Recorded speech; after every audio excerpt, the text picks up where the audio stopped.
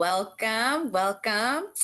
The time is now 7 o'clock. I know people will be trickling in at this point, and in the interest of everyone's time this evening, we're just going to go ahead and get started right away. And also, this conversation will be recorded to be able to share with anyone who could benefit from it. And so just keeping that in mind as well. So greetings and happy Pride Month to everyone. Happy Juneteenth Monday as well, which is why you see these tribal earrings today.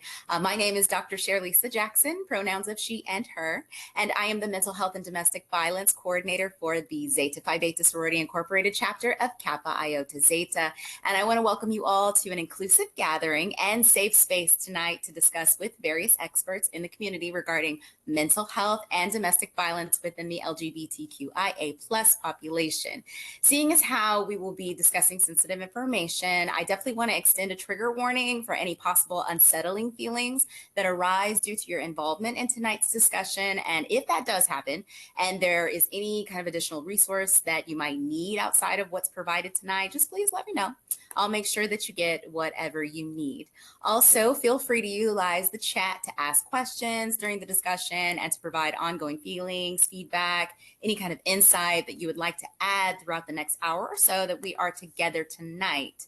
All right, well, to kick things off formally with our opening remarks, I would like to introduce the presiding president of our captivating Kappa Iota Zeta chapter, Mrs. Regina McLaren Freeman. Thank you, Dr. Jackson. Thank you. Good evening. I am Regina McLaren Freeman, the president of Kappa Iota Zeta chapter.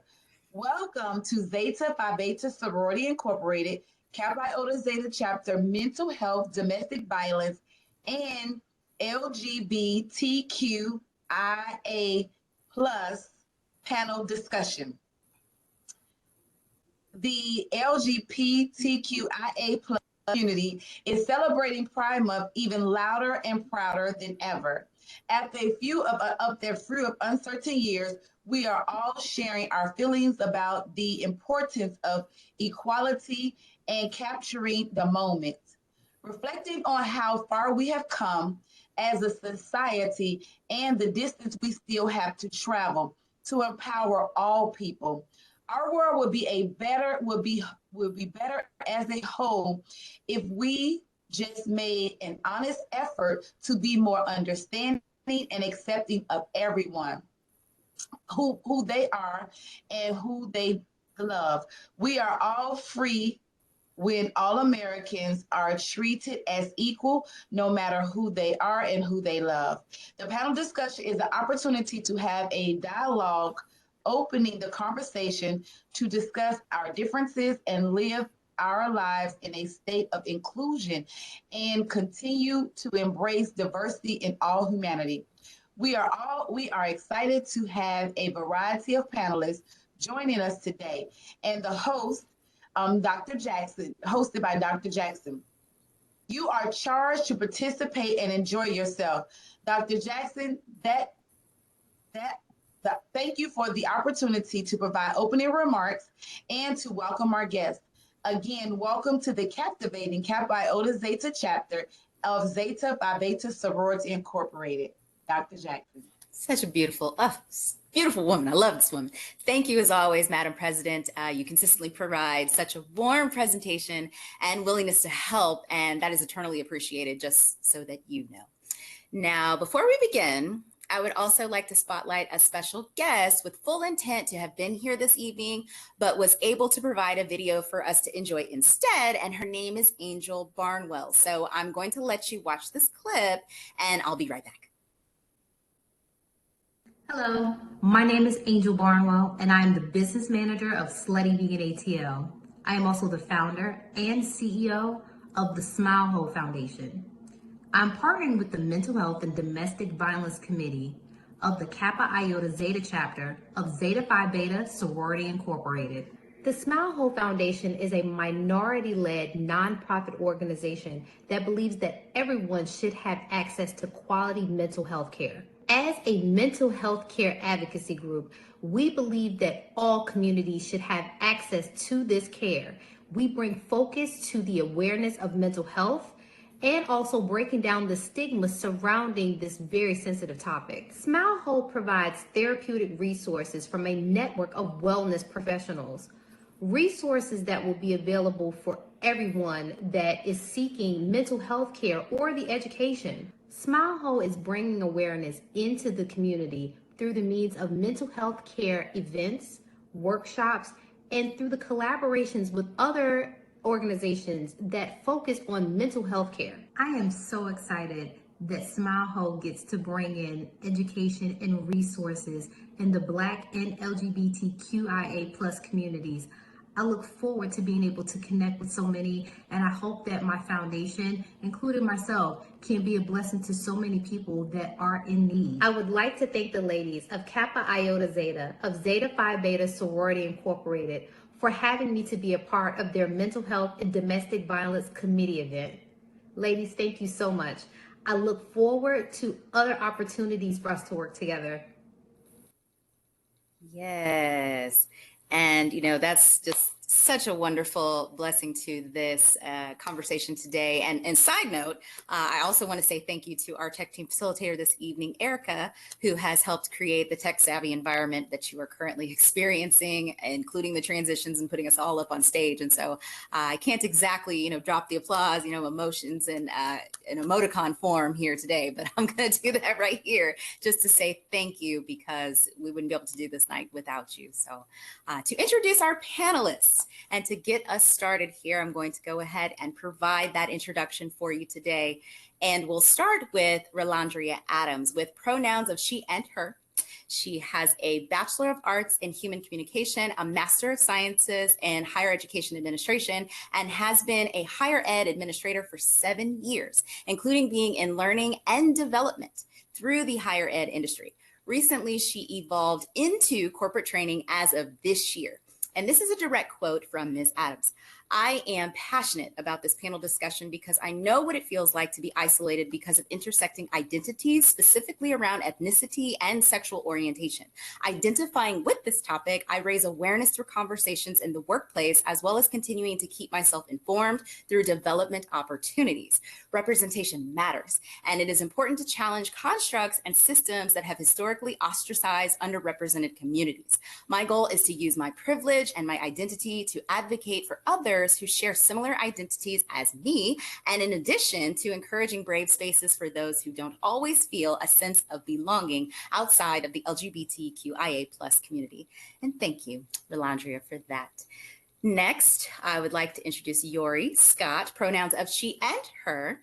And she is a licensed professional counselor and owner of Therapy Works Counseling Services. She serves individuals with a therapeutic emphasis on women's mental health. Mrs. Scott's therapeutic orientation of cognitive behavioral therapy and mindfulness provides a safe space for her clients to address anxiety, depression, and life transitions. She believes it's important to bring awareness to LGBTQ+ domestic abuse survivors who face high barriers to obtaining consistent access to mental health services. So thank you as well, Yori. Next, we have Joe. Joe is a non-binary and neurodivergent registered behavior technician, also RBT, and also known as a labor doula. Joe's pronouns are they, them, and their. They have an undergraduate degree in creative writing with concentrations in women's, gender, and sexuality studies, as well as psychology. In addition, they have an MA in special education, concentrating in applied behavioral analysis. Also, a personal statement from Joe. This panel discussion is exactly the intersection that they enjoy talking about and discussing, how being a part of the LGBTQ+ community intensely affects mental health and vice versa. As an RBT and in the process of becoming a BCBA, congratulations, by the way, they are taking advantage of opportunities to educate practitioners to have an inside look and gain higher levels of competency in helping those who are queer and or neurodivergent.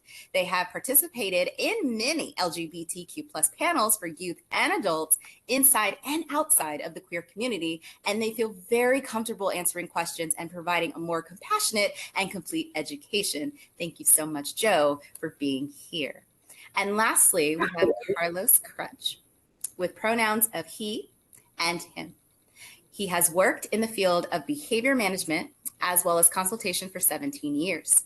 Over the course of his career, Mr. Crutch has excelled at working in a variety of settings, including educational and clinical, specifically within families, educators, school administration, special communities and committees, support groups, and directly with children with special needs. Before relocating to the Atlanta area, Mr. Crutch worked as a behavior specialist for several school districts in the state of Mississippi, a home ABA therapist, and he was a counselor for a group home for teen boys. Mr. Crutch is a graduate of Mississippi State University with degrees in psychology, educational psychology, and psychoeducational testing. Mr. Crutch has completed a pre-doctoral internship at the Marcus Autism Center here in Atlanta, Georgia, and is currently the assistant clinical director of a clinic for children with autism and special needs. Mr. Crutch also works for Aaron's Hope for Friends, overseeing social gatherings, facilitating appropriate conversations with members, organizing social events, and providing a safe space for teens and adults with special needs to express their concerns and difficulties in their lives.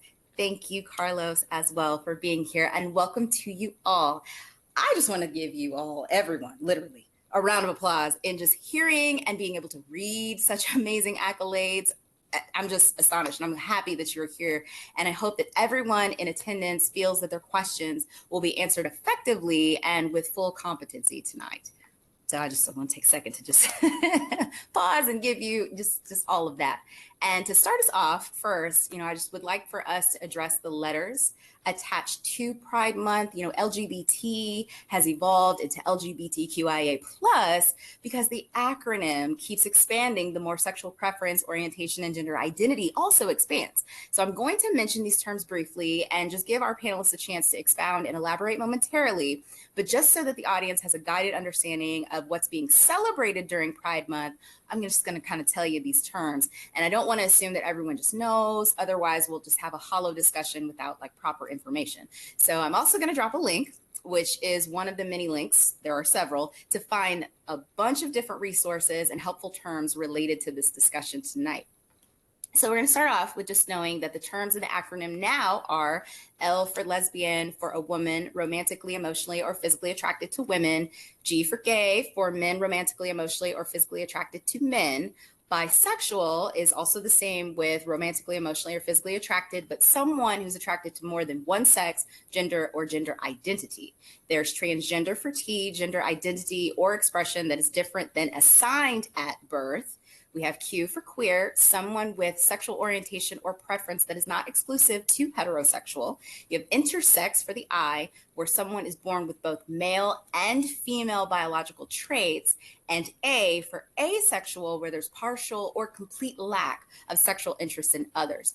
And the IA has been added recently to help provide clarity that someone who is born with both male and female biology, or someone who lacks the desire to engage in sexual activity, cannot automatically be deemed as heterosexual. And society has made that assumption for several years, centuries, and beyond. This is totally the point of this panel tonight, so that we can gain a better understanding to enable us to have more informed discussions, as many of the panelists have already advised. Literally every single panelist has advised.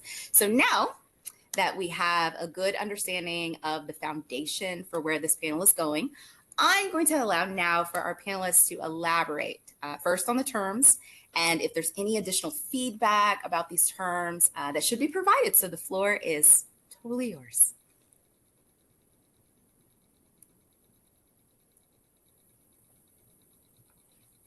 I would like to say that the G for gay also, gay can also be a kind of a blanket term that for people within the queer community, if they feel uncomfortable with the word queer, they might identify with the word gay, but it can also be a term that is across genders of people who are attracted to somebody of the same gender. It isn't specifically used colloquially as men who are attracted to men. I love this. And are you able to elaborate just a little bit more on what that adds to the queer community? And you mentioned, there's neurodivergent. I mean, there's a lot of different things you mentioned in your bio. So being able to identify as, when somebody asks me about my sexuality, if they were to ask me, my sexual and romantic identity is very complicated. And so it's a lot easier to say I'm gay, or to mention the fact. So it's also a lot easier to mention the fact that I have a wife. People then immediately assume that I'm gay. And as somebody who is also neither a man nor a woman, having a term that is kind of universal, or can be presented as universal, is really important for inclusivity and feelings of community, and being able to have community and identify community. Fantastic. And one final question, since we are already elaborating on this, is there any additional information that you would like for someone to be able to say so that it isn't an offensive question? If someone asks, I know pronouns are definitely out there now, we just kind of lead with that. But if someone did not know and they were very interested to be able to fill in this blank with questions, and how would you, offer that to be able to talk about it? So I personally try very hard, as somebody who is often in a position where I can provide information, to take in questions regardless of the way in which they're phrased, with the understanding that they are coming from a place of curiosity. And I think that my number one key is that over communication, that this is part of curiosity. Please correct me if I am asking this question in a way in which I need to adjust in the future. And if you are presenting your question in a state of curiosity, desire to know, and the desire to be in conversation with somebody rather than to tear somebody down, or to break somebody down, or to offend somebody, then I think that having that demeanor, as well as stating that ahead of time, can be all you have to do in order to really ask a question in a way in which will not actually hurt somebody else's feelings, gives them that space to correct you and accept that feedback. And rather than apologizing, express gratitude. Absolutely. And I appreciate that insight and being able to expand on that question. And so, as many of you have also stated, this population is within the wheelhouse of what you do daily. When you talk to people, you talk to community, and you serve in this same capacity. Is there anything that you have personally learned as well, adding to these terms, making it easier to have a pronoun conversation, whatever your feedback with that? I always start with having somebody else having myself, or have somebody else who, if they're talking, I always recommend that you just start by introducing yourself with your pronouns, especially my cisgender friends. And it makes a huge difference if you start by introducing yourself with your pronouns. That then immediately identifies you as a safe space for anybody else in the community who might have different pronouns that may feel uncomfortable sharing that. So I know that, as I am very loud, I am very outspoken about what my pronouns are. And I work with Carlos, and he knows that I am incredibly outspoken about it. But what I have found is that when I introduce myself with my pronouns, it immediately I have received a lot of feedback back in many different group settings from people who came out to me as being transgender, genderqueer, because I was the first person they felt safe doing so, even though they'd only met me once, because I had said my pronouns already. And I have some other cisgender friends who have had the same experience, because they introduced themselves with their pronouns. The person on the other side has felt more comfortable being able to be honest with them about what's going on, and to feel safe. Absolutely. And you mentioned Carlos. So Carlos, bringing this on into this conversation, I know that I saw some head nodding to just being able to relate to what is being stated here. And so the same kind of question applies to you. And thank you, Joe, as well, for extending that out.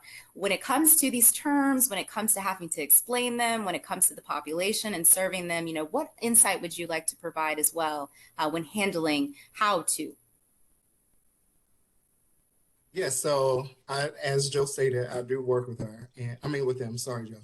So I do work with them, and Joe has been very open and straightforward about their pronouns, and but very understanding.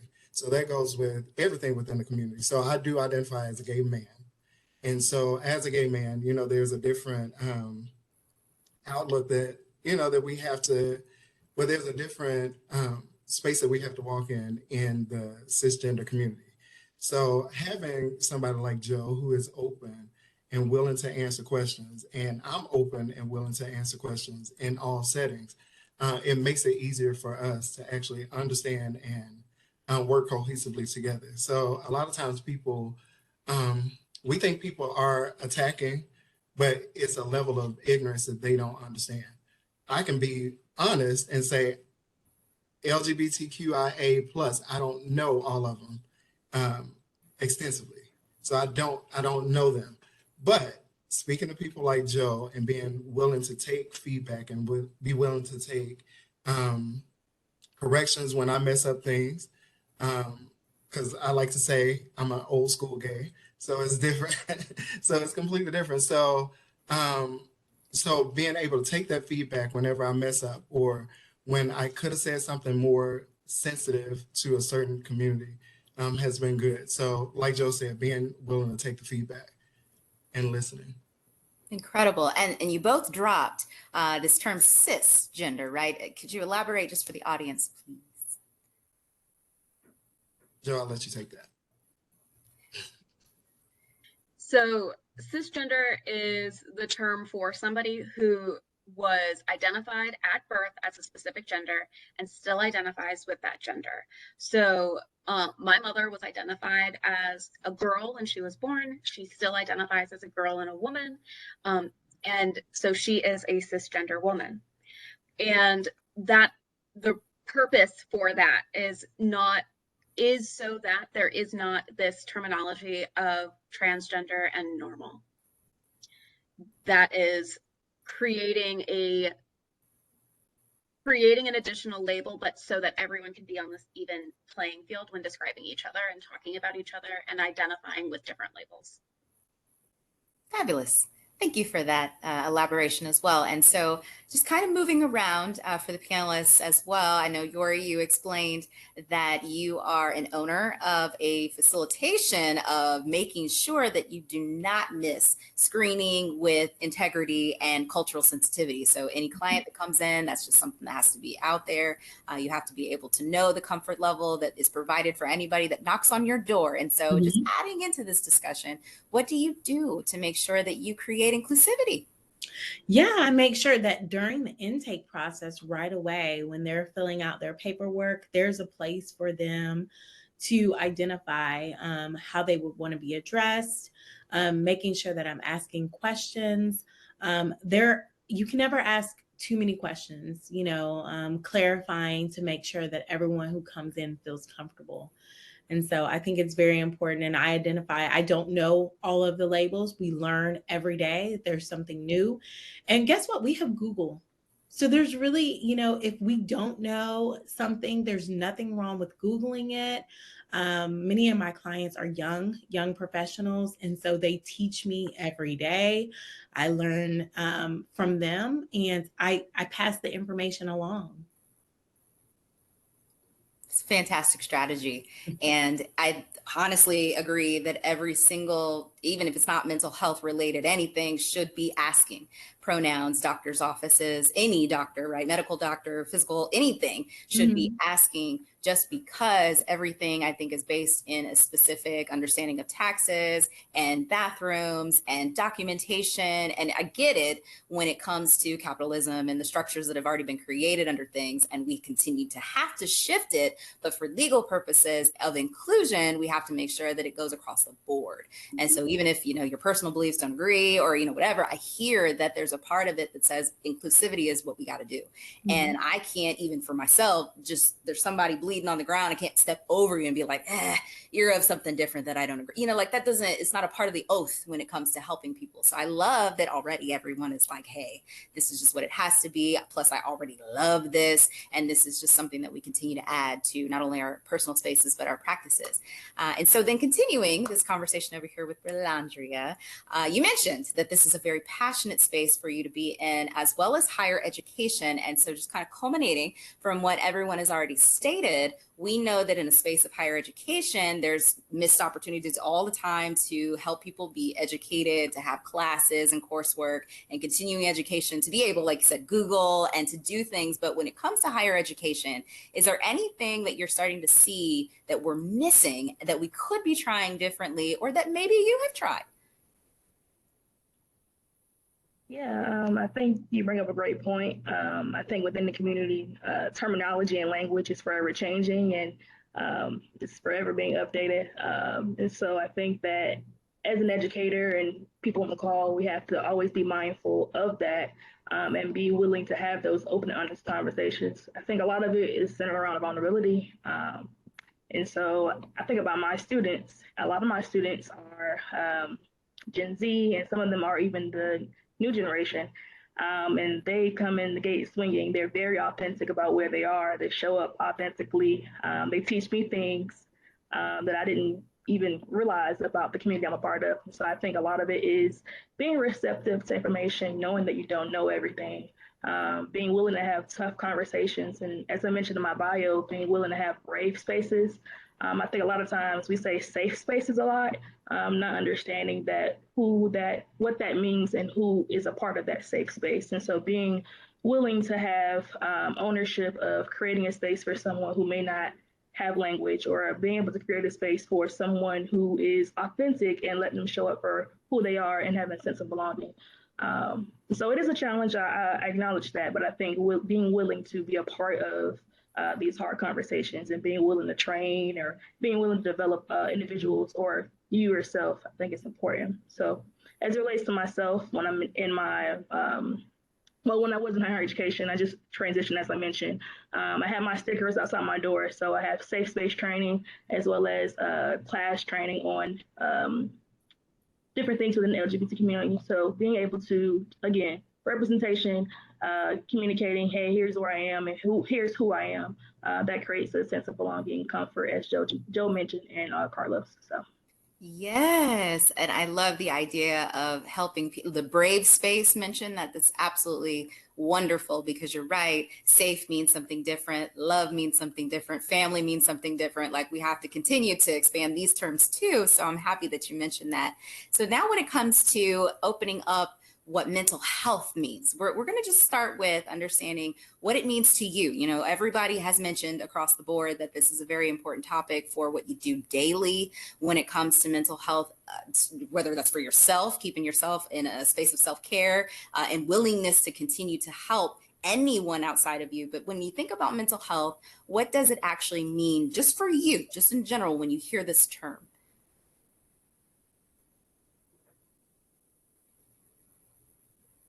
So for me, I think mental health is an actual understanding of where you stand with your psychological health, your physical health, your social abilities, understanding the strengths and the weaknesses, and then having the ability to seek out services when you have those deficits. So I think we focus on what you have and we exclude what you don't have, and that's where we tend to have a problem. That's where mental health kind of goes down, in my opinion. So once that person sees I'm not good in social situations, I tend to fail at these type of tasks or activities, but I can go and see a counselor. Or if I'm having some physical issues, I can go and talk to a doctor, because that affects my mental health. I believe that those are important characteristics of mental health, or descriptions of it. Absolutely. And I'm seeing a lot of head nodding. So I'm believing that everyone is kind of on the same page. Yes, feel free to jump in. Yeah, I agree. I think that mental health is definitely a journey. I think it's a wellness journey, but first checking in with yourself, your emotions, and asking yourself, what is it that I need? The more that you know about yourself, the more you can advocate for what you need. And so whether that's emotional support, knowing who to turn to, seeing how to connect with others, whether it's friends or family, or just, checking in with yourself inward, journaling, or processing it with a therapist. So I think that it's definitely where we need to be self-informed, and in touch with what we need so that we can advocate for ourselves and others who don't have the ability to do so. Absolutely. And yep, go right ahead, because I see you like, yep. So I completely agree with that, but I also see it as just how connected mental health is equally as it is equally as tied to biology as it is to how we perceive the mind as separate. And I'm a big proponent of how connected neurology, neurobiology, and our psychology, mental health, and emotional health, and physical health are all interconnected. And if you are physically feeling some symptoms, they could very easily be related instead to a mental health experience, and vice versa. If there is a large amount of there are more neurons that go from your gut to your brain than there are from your brain to your gut. And if you're having really bad gastric issues, you might also be experiencing really bad depression. And those things often go together. And other somatic experiences. I have anxiety, and I didn't know I had anxiety. I didn't know that I had a panic disorder until I was actively, I wasn't feeling the thoughts in my head ruminating. Instead, I was having issues breathing without the rumination. And there was absolutely nothing else that looked like it was related. And so when I went to the ER, I instead had a panic attack instead of being able to relate, like adjust to medication. And so being aware of the fact that our somatic experiences, our body experiences, can also be related to our mental experiences, and vice versa, affects the way in which we relate with ourselves and how we help care for ourselves. Sensational response. And it has already started to sound like you are, we're all connected somehow, because I'm sharing the exact same level of thought process. It's a holistic model. And I think we're just now getting to the understanding that it's holistic, because it's been separated into so many spaces forever. And it took tragedy and things happening before people said, oh, maybe they're interconnected. And so as you're explaining it and different things happening in your body and your mind, if you don't have peace within yourself and you don't have a good understanding of how everything works together, then it will provide, like you said, different things that are happening internally. Yes. Now, before we keep moving forward, I know you've seen someone join us today, and we have an opportunity to have Angel with us. And so I didn't want to continue to move forward without allowing you to jump on in here into this conversation. We played your video, of course, and you got an opportunity to be introduced, but I would love for you to be able to just chime on in here and be able to let us know what mental health means to you and why you are here today. Well, thank you for having me. I am still at the event that I'm at. So if you happen to hear some laughter, it's because I'm outside. I tried to run away from all of the music. So I just want to set that tone. I'll try to run away again to try to find a more quiet area so that we could have this intimate conversation, because mental health is extremely important. I've dealt with depression for about 15 years, and I was a high functioning depressant. So it is something that I understand can manifest in a lot of different ways. So mental health for me, I want to feel good. And that's probably one of the most basic things that I think, before we get into the depths of what mental health looks like from a physical and more from a mental standpoint, I just want to feel good. And that allows for people to be able to relate, because we all have a lot of different stresses. Many of us are, mothers and fathers, and we're in relationships, and we have jobs, and there are all these other responsibilities that's happening in life, and it takes a lot to balance. And just sometimes that balance can be very overwhelming for people. There's, that can just get coupled with the different types of anxiety. Ironically enough, I feel like this is a very intimate conversation, but I'll let you guys in on something. I have an issue with being seen by millions of people. And I know that might sound very crazy, but that is something, that is a level of anxiety that I'm really working through in therapy right now. So it's a very personable. Can you guys hear me? Mhm. Okay. So yeah, so it's a very, very big part. It's a very personable part of me. And I feel like one of the biggest misconceptions about mental health, because mental health is not concrete like physical health, it gets pushed to the wayside. It's not looked at as being as important as if I'm telling you that I have a headache and you can physically see that I have a headache, or if I'm saying that I'm depressed, you're not going to see that until it starts to manifest on the outside after it's gotten too far. And there's always a way to be able to turn it around, but it's a lot. It's a lot. So mental health is definitely a big deal for me, which is why I started the foundation and why I am advocating for mental health awareness from a consumer standpoint, because clinicians talk about it all the time, and it's beautiful. But I want to be able to meet people exactly where they are to say, I really do understand that you have to encourage yourself to get out of bed in the morning, and you have to encourage yourself to not quit your job on your lunch break, and you have to encourage yourself to go into the grocery store, and if you have social anxiety, to go grocery shopping. It's a lot. So in your, that last part, yes. Been there, done that. And whoo, you are absolutely right. There's a part of it that you have to be your cheerleader all day, every day, even when you don't know where to get it from. And I appreciate your disclosure and advising what's going on, just naturally, that you are human. That's what you've just done. You've normalized that it could happen to literally anyone, an owner of anything, a student of anything, a human being on this planet is going to exist within anxiety or depression or frustration. Yes, much appreciated. Now, to continue this discussion and expanding it, and of course to you as well, what impact have you actually seen mental health have on your environment? And this, of course, is yourself existing in your environment, the people that you serve in this environment, family dynamics, relationships, just in general, when you think about mental health outside of you, what are you seeing? That's a loaded question because there's a lot to be seen. Just it's the last part that I was talking about with anxiety. I see a lot of anxiety that happens in people that I work with, in my family members and my friends, and the types of anxiety it's rampant.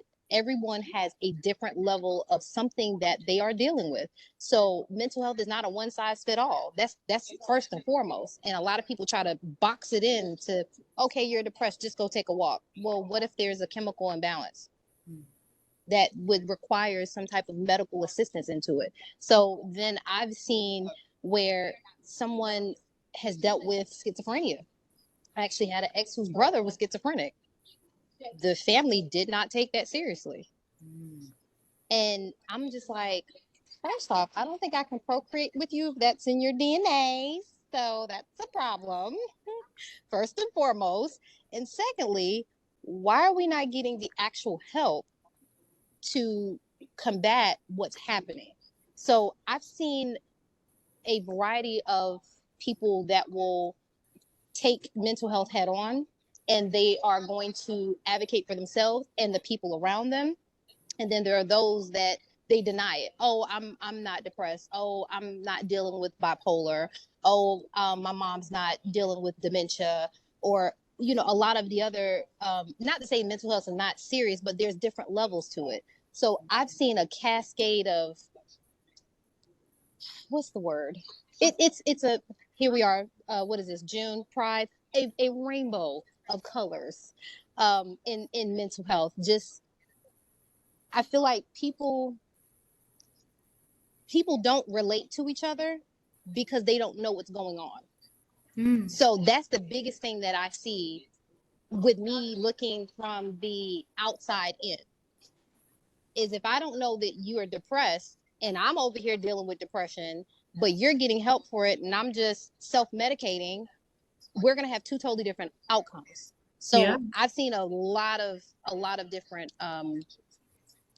paths that are taken in mental health outside of friends and family and coworkers.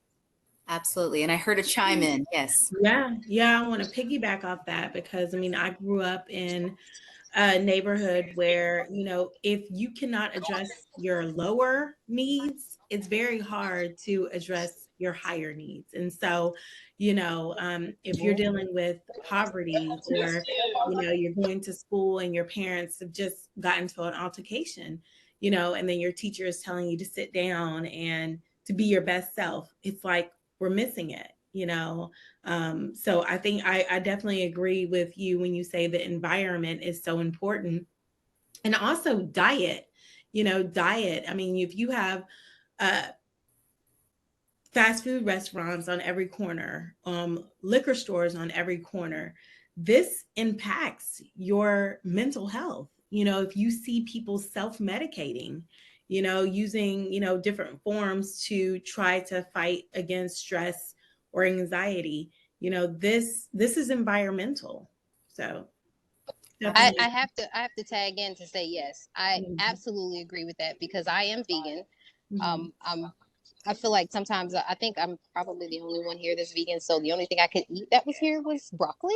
Mhm. So that was fun. Mhm. But enough to say, it does play a big role. Once upon a time, I wasn't vegan. And I can tell you that my mental clarity changed once I cut out all of the animal products and the animal byproducts.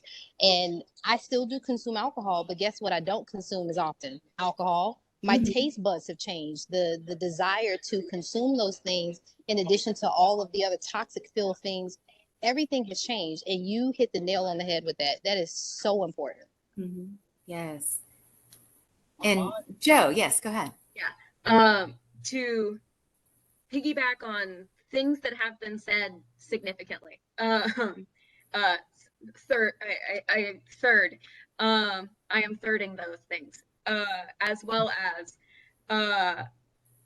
with what I have found in my environment generally is that just as much as I am loud and proud about my gender identity and the fact that I am queer, I am also loud and proud about the fact that I am neurodivergent and that I have ADHD. I messaged Dr. Jackson earlier and said that I have issues with social cues. And sometimes I read too much into the social cues or I miss them completely. And so if she needs something from me or anybody needs anything from me, just like cut me off, be direct, any of that.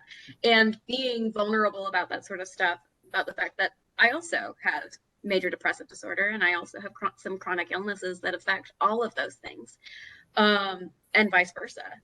I am being I'm gonna steal it, a brave place, providing a brave place to be able for others around me to be able to ask questions and express who they are and what they need. And that has, when you're neurodivergent, you attract other neurodivergent people, whether you intend to or not. And my wife has dissociative identity disorder due to significant domestic trauma, domestic violence growing up. And she's also a transgender woman. And all of those things, she likes to say that she's the queen of anxiety. I think I said that once and she's taken off with it. And but that in itself, being able to identify that she has dissociative identity disorder, a lot of people don't know what to do with that.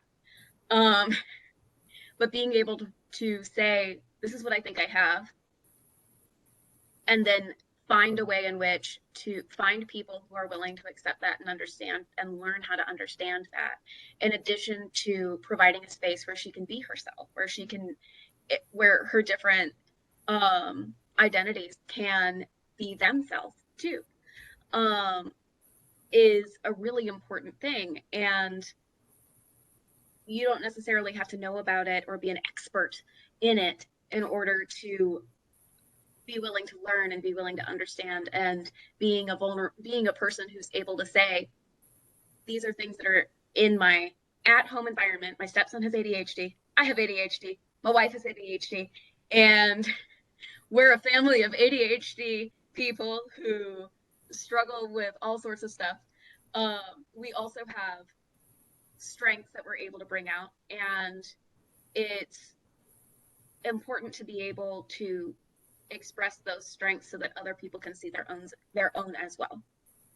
Absolutely. And again, we're borrowing this brave space, and I appreciate you introducing this to our conversation, Rolandria. And so for Carlos and Rolandria, actually, yeah, I love it too.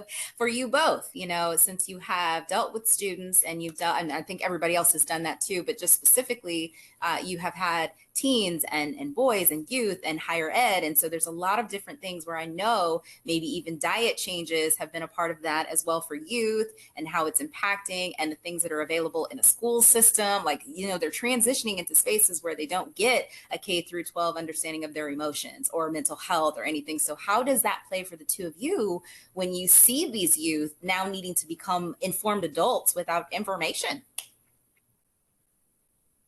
Well, first of all, I appreciate the vulnerability of this conversation. Yes. And I think for me, it's been an interesting journey to watch the students. I'm in my older 20s, but my students are in the younger 20s. And so it's just been very interesting to see their experience and what their truth is.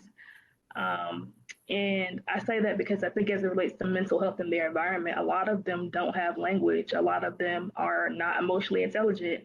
I myself have had to learn behavior. And so a lot of that is things that may be simple to me as it relates to receiving feedback. I've had students break down and cry when I write them up about a job performance, or having a conversation. A lot of my students are not intentional in their conversation, or how they speak to me, or how they show up.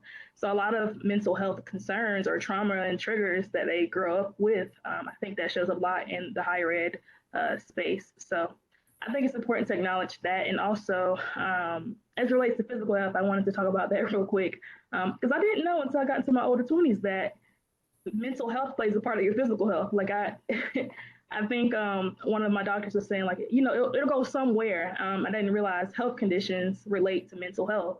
And even like your nervous system, when you're in different spaces or you are experiencing trauma, how your nervous system may respond to that.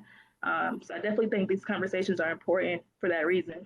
And in the higher ed sector, dealing with the students who they will communicate about the things that they're passionate about, but finding ways to reach them. I like to say meeting them where they are. It's been very important. So. Absolutely. Your nervous system, and I really just wanted to jump in with this small thing, and it's our trauma is one of the things that my wife and I have identified is that trauma is a neurobiological injury.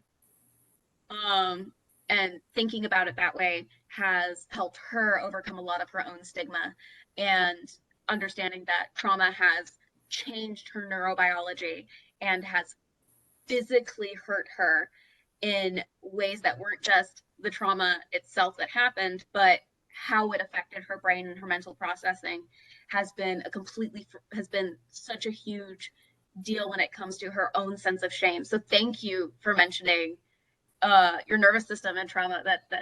Thank you.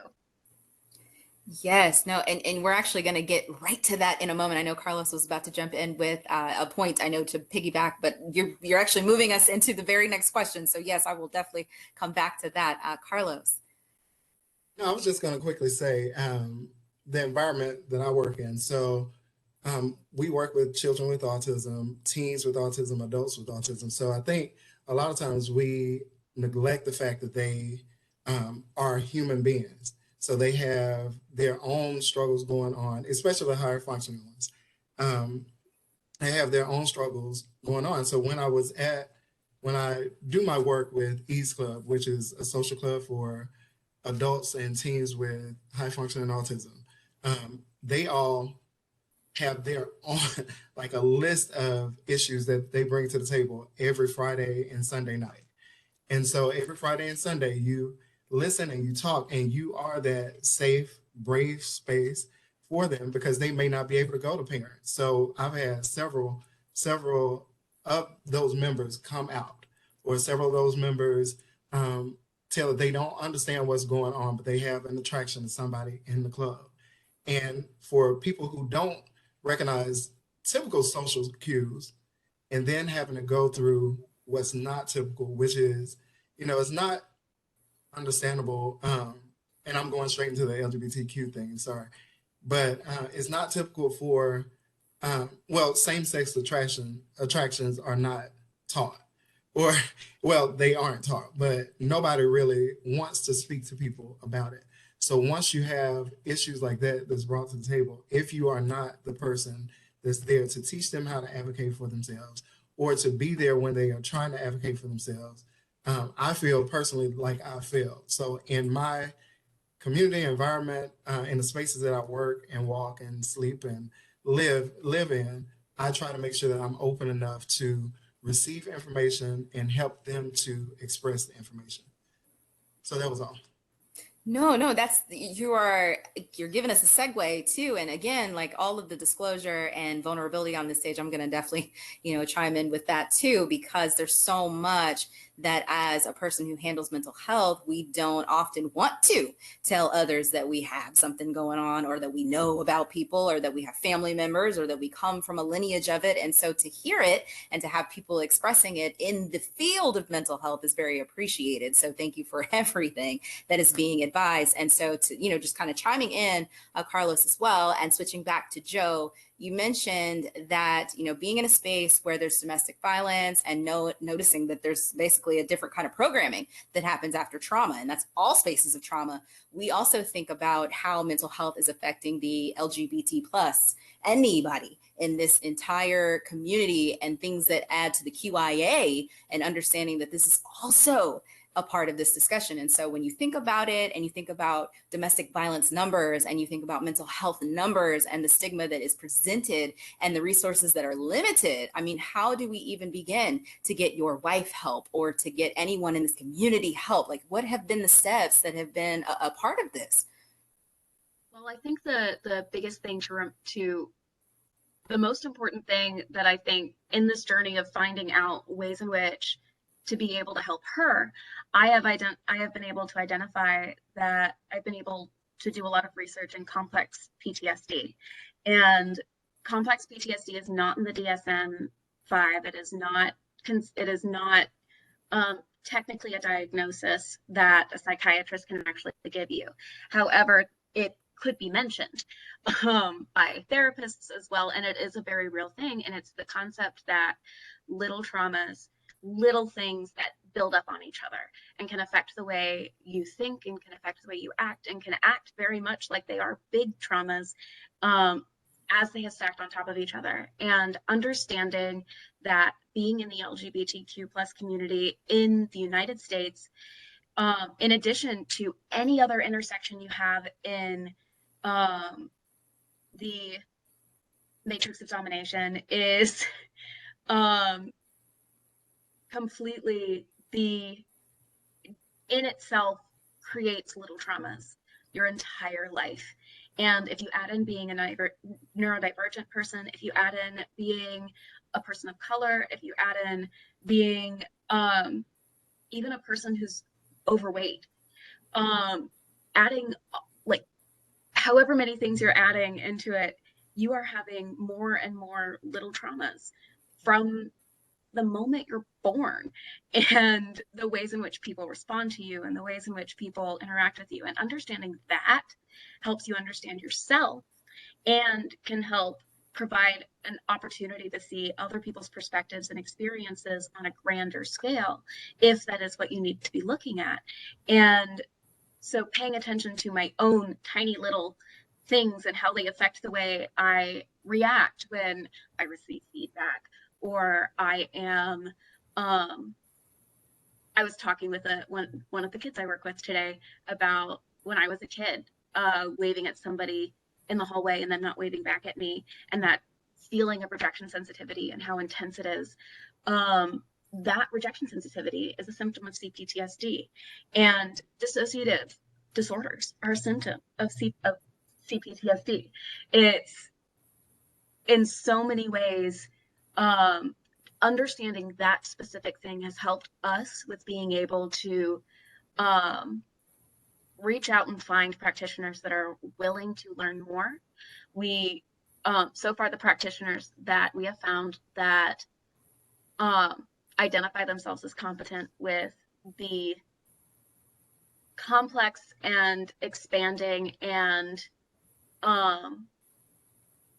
neurodivergence that we are in need of assistance with, if they identify as competent in it, this has been our experience, they often are very rigid in their understanding of it and very rigid in their understanding of what makes it better. And often that understanding is incorrect and not what my wife might need. And what we have found is finding practitioners that are willing to learn and willing to research more into trauma, who might not be trauma specialists already, but are willing to dive deep and go on this journey with you. Those are going to be the best practitioners that you can find. And the best people to be reaching out with are the people who want to go on the journey with you. And to be able to do so, and to be willing to find the resources in which to help you on your journey as well. Whew. What I heard was a lot of wonderful things, including what Yori had already stated with Maslow's hierarchy of needs. And then you're incorporating ACEs, which is the adverse childhood experiences for anyone that's listening. We have so many different elements that attack your ability to even progress, as you just mentioned. And so for someone that does need to have different resources, but practitioners operate very much so on a secondary level where they wait for something to happen before they take action. We're a very reactionary space of people. We know this. And so what would be the advice, I guess, across the board for everyone that knows primary prevention is very needed in these spaces so that we don't have to undo trauma. We don't have to undo anything. We get a chance to have somebody have as much information on the front end, but we know that may not happen in the practitioner seat. And then we give everyone the added duty of now needing to find a voice and advocate in spaces they don't feel safe or brave. So then it's just like this unfolding catch-22, consistently double-edged sword. And I'm hearing that across the board. I think we all, maybe even an audience, are like, yes, that's a part of it. So then I guess, how do we get over that hurdle, knowing that this population needs something specific that is not always available, and then they may not have the space to come forward and ask for it? That's the part that we're in right now. What do we do? I wish I had an answer. I do as well. That's really the big question. And to be clear, I do have my wife's permission to talk about her experiences with this. There are 6 hospitals in the United States that have any sort of specialty in dissociative identity disorder. 6. And the specialists and that we have reached out to don't take insurance. And sessions might be $200 to $400 an hour. And having those economic boundaries as well. And my wife is currently applying to disability, and she was just denied for the first time, and we're going through it again. But being able to find resources is practically, it feels so impossible. And really the biggest way to do that is that we have found is to find other people that are experiencing something similar so that we can kind of pool those resources together. I have a friend who I didn't know had DID until I mentioned the fact that my wife has DID. And then this friend was like, oh, I have DID, and had books to give me books that were for practitioners, but they were what we needed at the level of understanding in the mental health field that both of us have. It was a really good way for us to be able to start that journey and to find other people and to find language to be able to give other people that might not necessarily be the stigmatized language around dissociative identity disorder, multiple personality disorder. And being able to say, do you have experience with complex trauma? Do you have experience with childhood trauma and sexual abuse? Do you have experience with the LGBTQ+ community? And being able to identify if you have experience or comfort with those things, and reaching out to different practitioners and requesting those things, being able, really in that first email you send a practitioner, you send a therapist, it's lay it all out there. Be like, I recognize that these are the things that I'm dealing with. You don't have to know all about it. Are you willing to learn with me? Is this something that you would be willing to do? That in itself, and that's not just for therapists, but it's also for doctors. And because doctors are terrified to do anything with DID and things that they know that they don't have competency in, but are unwilling to gain that competency and instead want to send you off to somebody else who there isn't somebody else who has competency in it and is willing to learn. And then they're terrified of you. Yeah. And so being able to reach out and lay it all out there when you first start out. I am a queer individual. I have these things going on. These are the things I need. Are you willing to join this journey with me, to learn with me, and to help me figure out how to provide those things? Absolutely. I saw some chiming in, potentially happening. Well, you mentioned many triggers, and I thought about a conversation that I had with a client, and the smallest things can cause the biggest ripple effect in people. And she said that making friends and them asking inappropriate questions at inappropriate times limits her interactions, you know. And I thought about that when you said many triggers, you know, people just being mindful of kind of the space that you're in, and you know how well you know someone, and why you're asking the questions that you're asking, like the motive, you know, like is it coming from, you know, a place of understanding and love, or are you just prying or pushing in, you know? And so I just thought about time, place, and manner when I heard you say many triggers. And I think that's what we teach with the little ones in kindergarten: time, place, and manner, you know. And it's the same thing when you are wanting to learn more or pushing in and asking questions, that we should keep that at the forefront of our minds. Absolutely. I saw some head nodding from Carlos and Rolandria. I don't know if you wanted to join in. No, I was just going to add this. So I heard Joe talk about the expertise part, because that's really good. But expertise, and in our field, we say about compassion and compassionate care for the individual. So a lot of times, even if you do know what you're doing, or if you don't know what you're doing, like Joe said, being willing to go on the journey with you to figure it out. But while you're on that journey, you have to also be willing to take from the client, and be willing to have the client lead sometimes as well. So throughout the day, that's what we're always doing. Our clients lead us throughout the day. We go on that journey. Sometimes we stop them and we say, that's not what we're supposed to do. But I know Joe and I are practitioners that work with children with special needs, working with adults who actually have the ability to voice what's going on, communicate. Sometimes they may not have the specific words, but they have the thought process to get it out. I think a lot of times the compassion is missing. A a lot in this field, in the medical field, in education. The compassion, just that basic point, is missing when it comes to working with people in general. And that should be number one on our list, but I think somehow it's gone down a few notches over time. Mm-hmm. Fully agreed. And it definitely would be nice if you had more than 2 minutes with the person who walks in the door. You spend all of the people's time getting your weight and, asking about what you ate and all sorts of other stuff. And then the person that you need to get the answers from spends the least amount of time. And there's a bunch of different research that's out there right now that just says that that's why people are not going.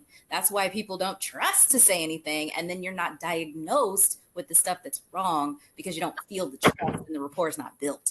And that happens in mental health, that happens in medical, that happens across the board in education as well. And so there's so many different elements where we have the ability to be the first point of contact for someone coming out or saying something that has happened, or they say, hey, I've been domestically abused in some sort of way, or I have had a relationship where I just don't understand who I am anymore, or I may have mental health concerns. And if we, like you mentioned, don't have that doorway open to say there's compassion, I may not know it, I might not be an expert, but let me try. Because again, if I am mandated in this space, the requirement is that I'm willing to learn. I can't be stuck because it doesn't agree with what I am or who I am. And so I love that that is across the board, kind of the consensus of what's being stated, because we cannot be better unless we choose to kind of put our own personal biases to the side, to just understand the ever-changing environment and the ways that people want to be honored and accepted. And so, just kind of as a final point of questioning here, and we'll just kind of move through, is there anything about this particular population that you wish you had known or were told a little bit sooner to maybe have made an impact, or things that you wish were out there now so that if someone does want to come out and say that this is what this is, or they want to actually have the bravery to be in a space to even talk about it, what do we need to be doing, and what do you wish you knew sooner to help? If I can start really quickly. So I think a lot of times we focus on the term, as far as when it comes to LGBTQIA, we focus on the term acceptance. And I think that's something that we need to get out of. It's not acceptance. I don't need you to see me as adequate or just a suitable person to be in the world. I need you to respect the fact that I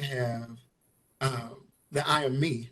You don't have to know that I'm gay or that bisexual, lesbian. You don't need to understand that. Just respect the fact that I can live in the space and not bother your space. And I think that's the one thing, and this is just a personal thing, growing up as a gay Black man in Mississippi, and then transitioning here, that's the hardest thing, because everybody preaches acceptance. And not a lot of people were speaking respect.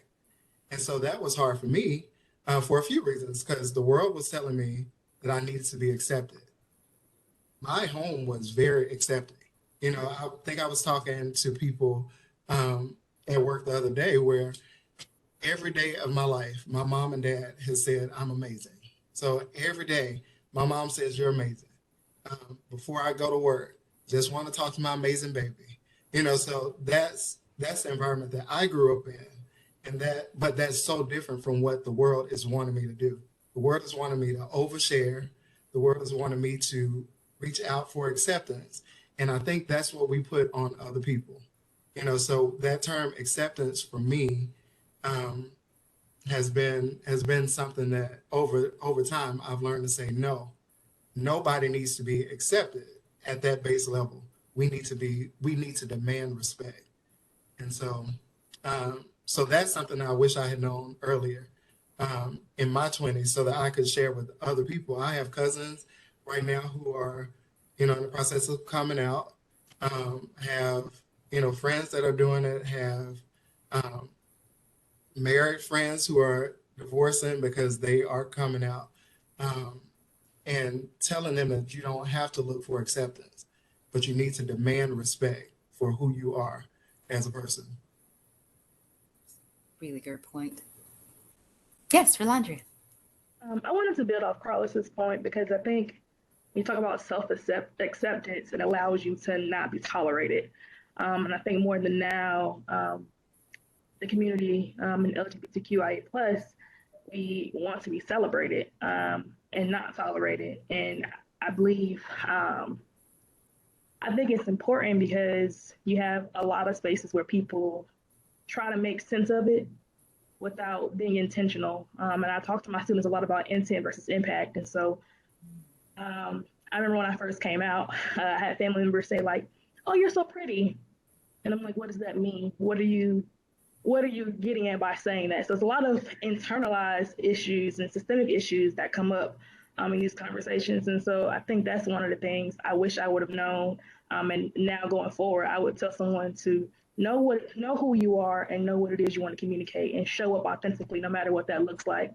I think a lot of times in the community, our existence and our experiences are not validated and chastised sometimes. And so being able to stand in who you are and be comfortable in that.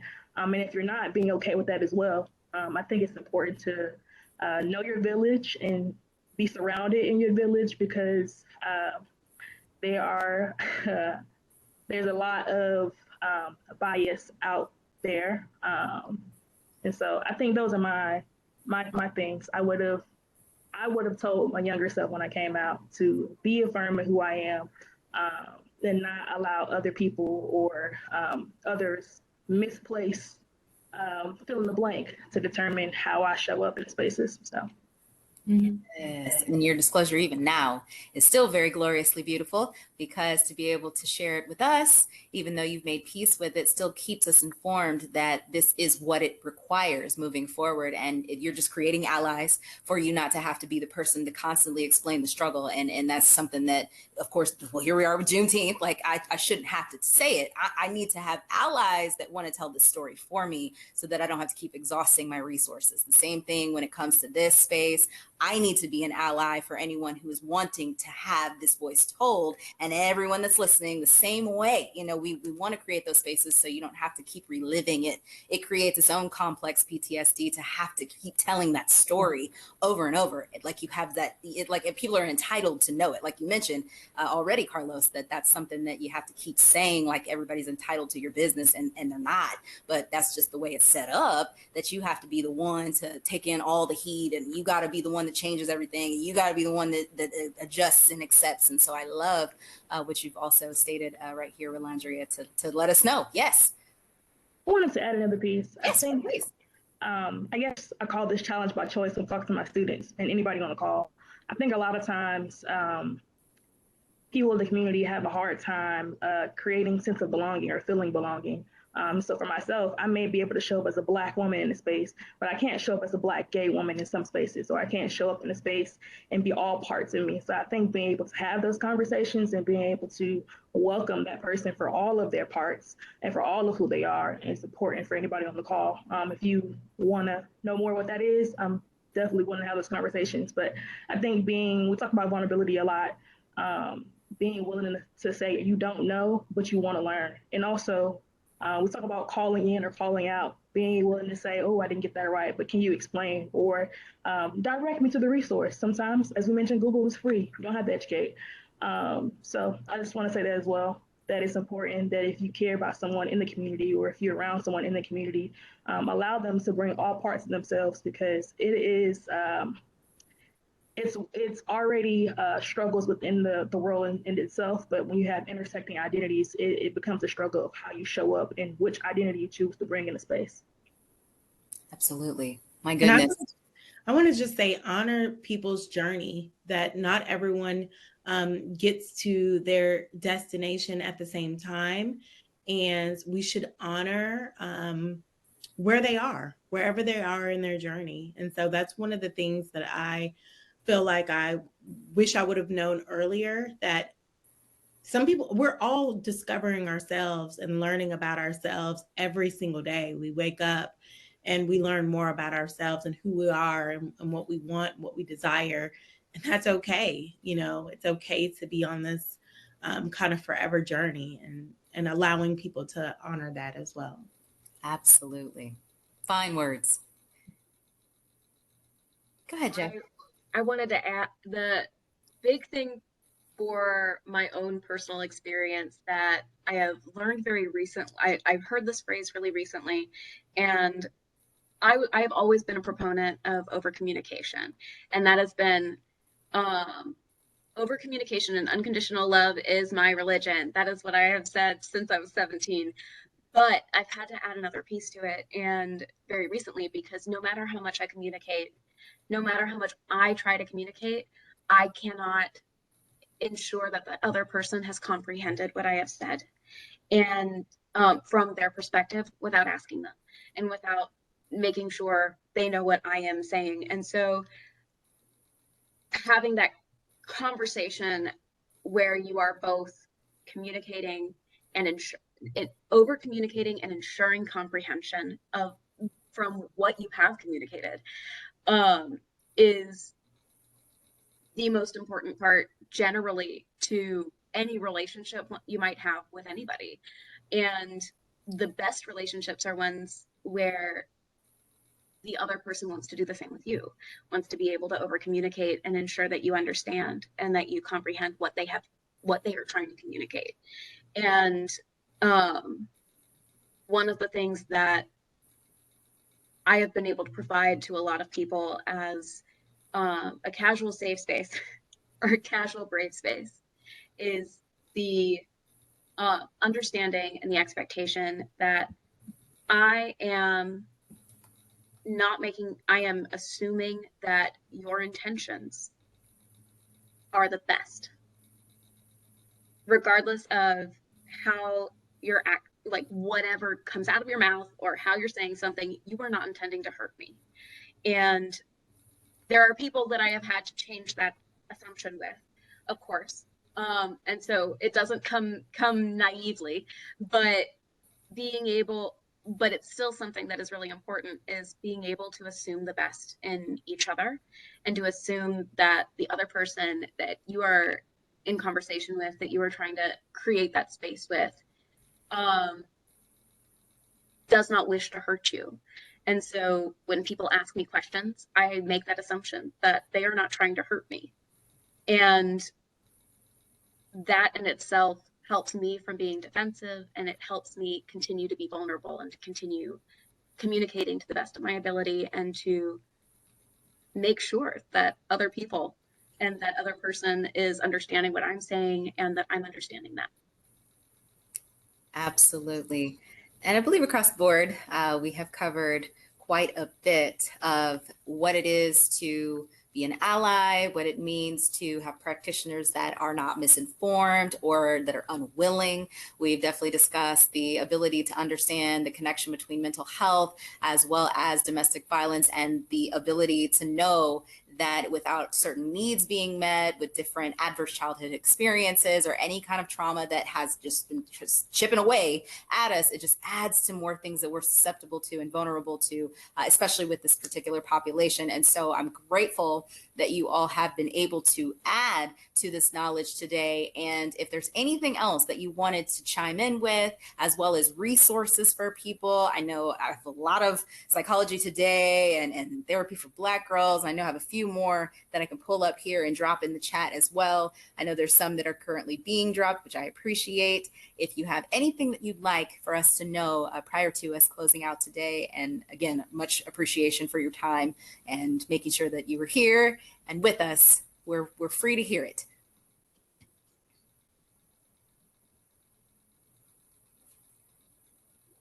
I already see one right here. Yep, therapy works. Thank you for that.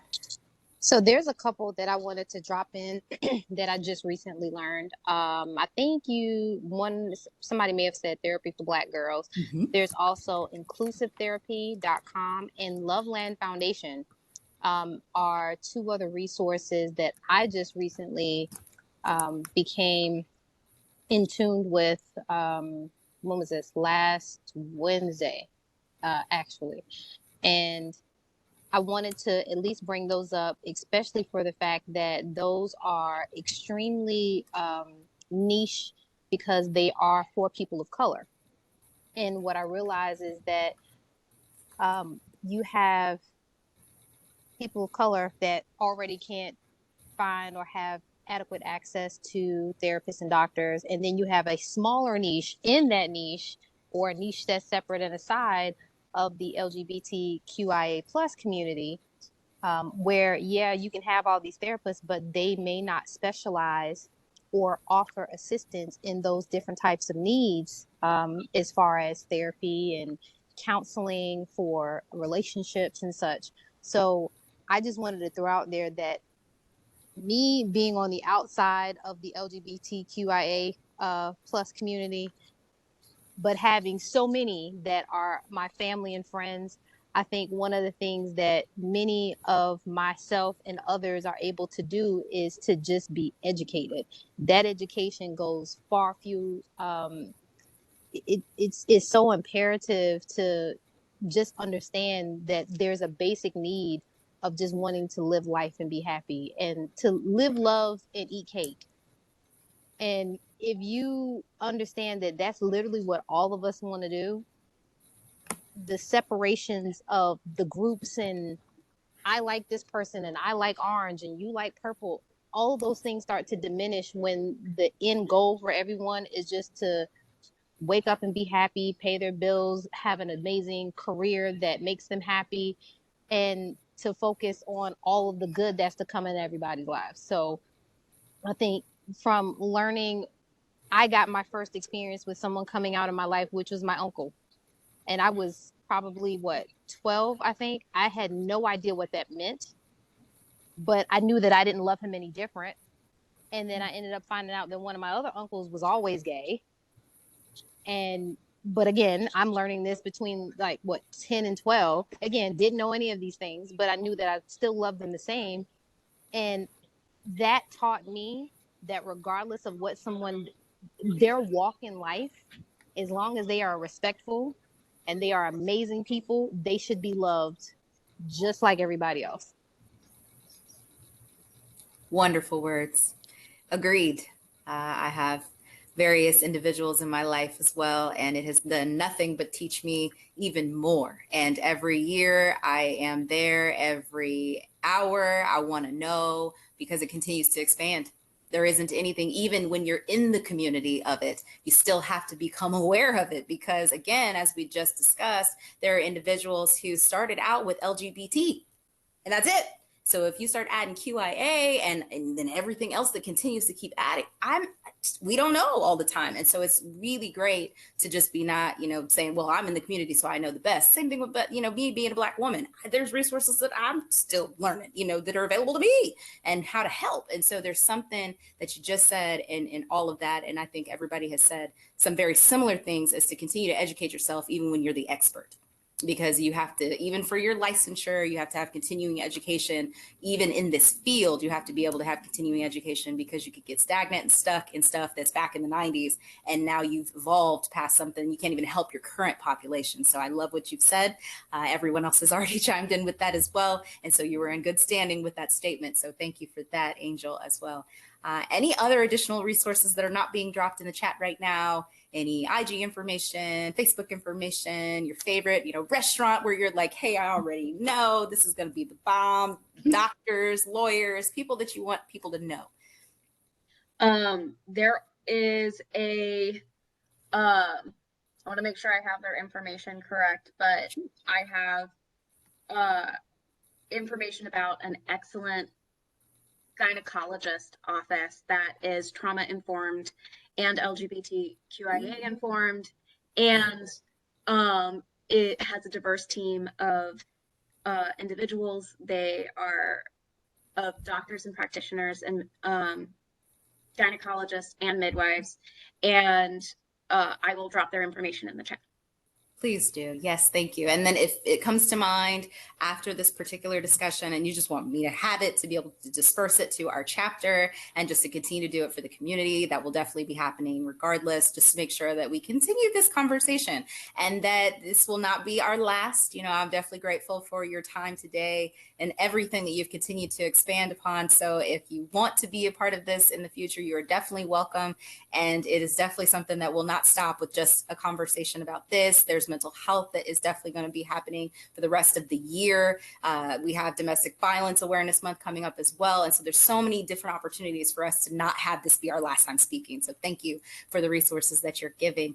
And I don't want to leave anyone out if you still had something to advise as we're wrapping up.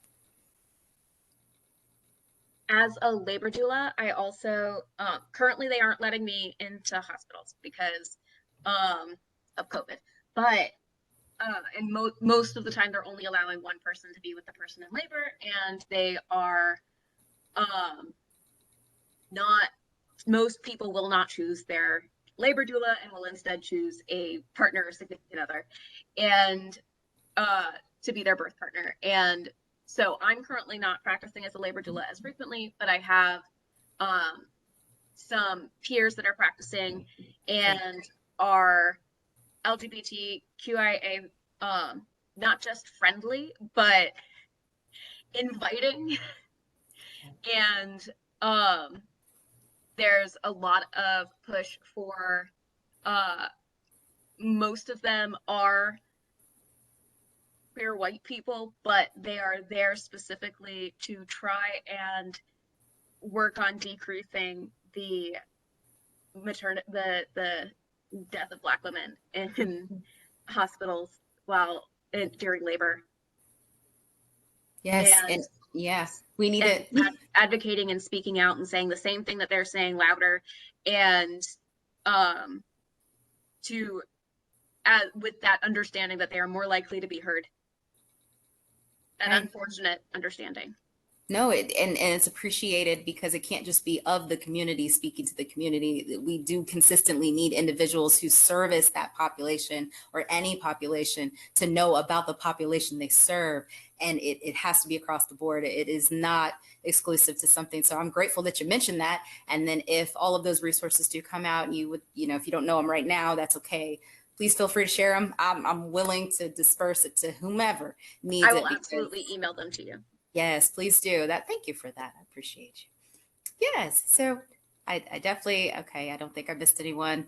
Okay, great. Well, if you could, as we are done with this particular call, just stay on for a few minutes just to make sure that I give you everything that you need. And as of tonight, it has been a pleasure. You all, as stated, are highly informed and effectively able to answer these questions, and your competency is very much so appreciated, not only just for our chapter and just for our organization, but just for the community. You are active in it. You are doing things that are willing to help and to continue to expand your knowledge. And then you gave your time on a Monday when many people have off, and you chose to be right here to discuss with us, which again is not something that is going unnoticed. So thank you so much on behalf of the committee in which we are representing today, as well as just your time and everything else that could definitely be much gratitude. Thank you for that. So we are completely finished as of today. And so as the panelists stay on, thank you as well for the audience to have just been here to join in our conversation. And if you need anything from me, we'll make sure that you get that information as well. And anyone that has been invited, if they need something, I'll definitely handle that. But yes, we are done. Thank you so much for tonight. Thank you for having us. You are